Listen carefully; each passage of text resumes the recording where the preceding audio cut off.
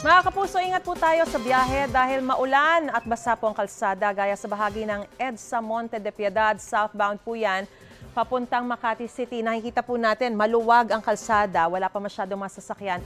Kaya ang tendency po, mas magiging mabilis yung ating pag-andar, ano? Kaya mag-ingat po tayo dahil nga gaya ng binanggit ko, basa ang kalsada. Sa EDSA Kamuning naman, lipat po tayo. Yung sa kaliwang bahagi po ay papunta Monumento. Ayan, no? Medyo kumakapal na rin po yung volume ng mga sasakyan pero tuloy-tuloy pa naman ang usad dyan. Yung sa kanang bahagi naman ay papunta Makati City. Sa mga sandali pong ito, 6:26 na ng umaga, tuloy-tuloy pa rin, no? Kaya maganda pa ang sitwasyon sa magkabilang lanes sa kalsadang yan.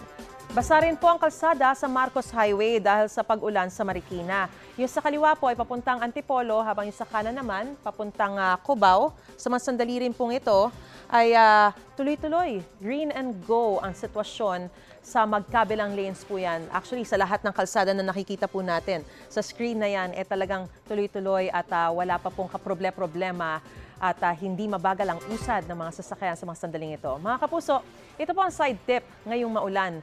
Para maging ligtas sa kalsada, hinay-hinay po sa pagmamaneho. Panatilihin ang distansya sa ibang sasakyan. Tiyaking may maayos na windshield wiper para mas malinaw na makita ang kalsada. Siguraduhin din pong maayos ang mga gulong ng inyong sasakyan. I-check po natin ang preno o brakes ng inyong sasakyan bago bumiyahe. At hanggat maaari, iwasan ang mga bahang kalsada. Mga kapuso, para una ka sa mga balita, mag-subscribe sa GMA Integrated News sa YouTube. Sa mga kapuso abroad, subaybayan niyo po kami sa GMA Pinoy TV at sa www.gmanews.tv.